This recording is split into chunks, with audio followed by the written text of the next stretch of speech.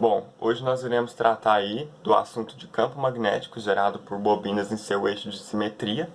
E antes de nós entrarmos aí em termos mais técnicos a respeito dessa temática, é importante entender rapidamente aí a importância, né, desse campo magnético gerado por essas bobinas.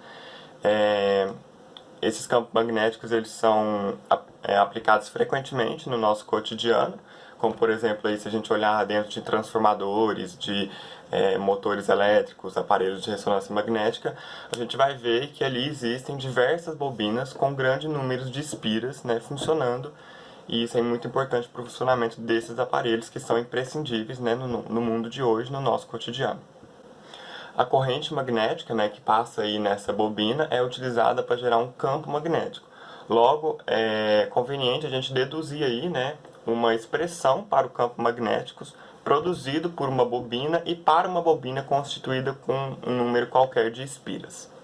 Os autores Jean e Félix fizeram uma expressão para a determinação do campo magnético em um ponto P do espaço que possibilita determinar as propriedades das bobinas que interessam. O campo magnético criado por um condutor transportando uma corrente I, como falei anteriormente, pode ser encontrado aí pela lei de Biot-Savart. Essa lei diz que a distribuição dB para um campo magnético ocorre devido a um elemento de corrente I num ponto P a uma distância R do elemento de corrente. Que isso tudo é evidenciado pela seguinte fórmula, em que a permeabilidade magnética do vácuo tem um valor de 4π vezes 10 elevado a menos 7. E agora, para entender alguns conceitos, vamos considerar uma bobina de raio R com seu eixo de simetria no eixo X e passando uma corrente I. O campo em seu eixo de simetria é facilmente obtido com a aplicação da lei de Biot-Savart. O campo dB nada mais é do que a soma da componente do campo paralelo ao eixo X com a componente perpendicular ao eixo de simetria. Ou seja, dB é igual a dB perpendicular mais dB paralelo. E tá aí vou deixar aí uma imagem para maior entendimento desses conceitos que eu acabei de falar. Os campos magnéticos resultantes aí nos eixos cartesianos BY e BZ serão zero no ponto P em qualquer lugar sobre o eixo de simetria, restando a resultante da componente paralela ao eixo de simetria BX. E isso é dado pela seguinte equação. E levando o campo magnético dB como perpendicular a R, então a lei de Biot-Savart pode ser descrita da seguinte forma.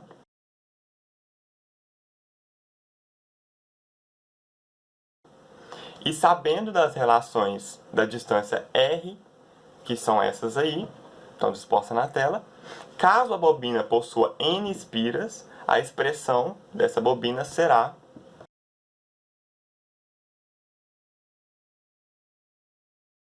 a bobina de Helmholtz, por sua vez, é constituída de duas bobinas circulares idênticas de raio R e mesmo valor de espiras colocadas de forma paralela entre elas e separadas com a mesma distância do valor de R e o fluxo da corrente elétrica com o mesmo sentido.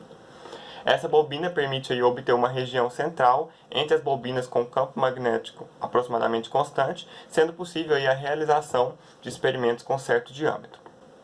E a bobina de anti-Helmholtz, por sua vez, assim como a outra, ela é constituída de duas bobinas circulares idênticas de raio R, mesmo número de espiras, são colocadas de forma paralela entre elas e separadas com a mesma distância do valor de R. A diferença dessa bobina de anti-Helmholtz é que o fluxo da corrente elétrica tem sentidos opostos, possuindo uma região central com campo magnético variando aí linearmente. O primeiro passo é ligar o gaussímetro e estabilizar a temperatura. O gaussímetro é esse aparelho e é importante estabilizar a temperatura porque ela pode fazer com que tenha oscilações no seu experimento. Na primeira parte do experimento, a gente vai trabalhar com apenas uma bobina. Com o auxílio da fonte de tensão, eu vou zerar, né? Então, primeiramente vai estar zerado. E eu vou dar um incremento na tensão e com esse incremento eu consigo colocar que a corrente seja de 2 A. Com o auxílio da sonda, eu vou percorrer a primeira bobina e eu vou coletar 5 pontos antes, 5 pontos depois e 1 ponto no centro. Conforme eu percorro a bobina com a sonda, é possível notar que o gaussímetro ele me dá um valor do campo magnético, que vai oscilando conforme eu percorro a sonda. Na segunda parte do experimento, eu vou colocar uma segunda bobina.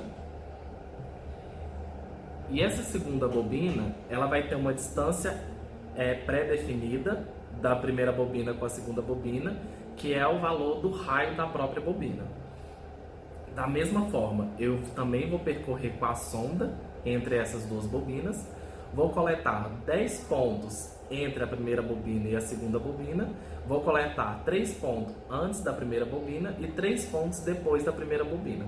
E conforme eu percorro com a sonda entre essas duas bobinas, é possível notar que o gaussímetro ele vai me dar um valor de campo magnético. E aí, com os valores que vão ser obtidos, a gente posteriormente vai montar um gráfico que vai ser mostrado nos resultados. Foi realizado o mapeamento do campo elétrico entre uma única espira e do campo elétrico entre duas espiras. Para o experimento do campo, envolvendo uma única espira, foram coletados os valores do campo em 11 pontos, fazendo a associação deste com a distância. A partir disso, foi obtida a seguinte tabela. Com os dados desta tabela, foi gerado um gráfico que descreveria esse campo. Após a realização deste experimento, foi realizado o experimento do mapeamento do campo entre duas espiras. Neste caso, foi realizada a coleta dos valores do campo em 16 pontos, sendo os 3 primeiros e os 3 últimos não estando entre as bobinas. Este teste foi realizado em 2 modelos diferentes. No primeiro modelo, as espiras continham a corrente em mesmo sentido. Já no segundo modelo, o sentido das correntes eram opostos. Dessa forma, o primeiro experimento foi realizado com as bobinas com corrente de mesmo sentido. A partir disso, foram coletados os seguintes dados, e a partir destes dados foi gerado o seguinte gráfico. Já no segundo modelo, no qual as espiras tinham corrente em sentidos opostos, foram obtidos os seguintes dados, e a partir destes foi gerado o seguinte gráfico. Em ambos os casos, esses gráficos tenderiam a demonstrar qual é o comportamento do campo nesse espaço. O experimento foi dividido em 2 partes. Na primeira parte, analisamos o campo magnético de apenas uma bobina, para termos uma noção do comportamento do campo magnético em uma bobina isolada, para depois analisarmos a interação desse campo magnético entre 2 bobinas. E no primeiro gráfico, com apenas uma bobina, notamos que quanto mais afastado o ponto é do centro da bobina, menor é o seu campo magnético. Já no segundo gráfico, que é a bobina de Hellmans, podemos notar que ela é constante, é basicamente uma linha reta. Isso porque o fluxo da corrente elétrica está no mesmo sentido, e isso gera um campo constante entre as bobinas. Já o terceiro gráfico, que é a bobina de anti-Hellmans, podemos notar que é diferente da de Hellmans por apresentar o fluxo da corrente elétrica em sentidos opostos, obtendo uma região central com campo magnético, variando linearmente. E podemos notar também que o valor da corrente no centro das 2 bobinas é igual a 0. O experimento ocorreu como deveria, e as medições foram realizadas da forma correta, chegando assim ao padrão esperado com base na fundamentação teórica. Como apresentado anteriormente, quando as espiras apresentavam o mesmo sentido de corrente, elas seguiam um modelo de Helmholtz, no qual havia deformações do campo no lado de fora das bobinas, mas o valor do campo entre elas era constante. Já no caso em que as correntes eram de sentidos opostos, prevalecia o modelo anti-Helmholtz, em que o campo magnético se comportava de forma linearmente variada. Ambos os padrões puderam ser observados durante etapas de apresentação dos resultados. Utilizando os parâmetros aplicados na execução do experimento, foi possível calcular o valor do campo magnético esperado, sendo condizente com o modelo de Helmholtz.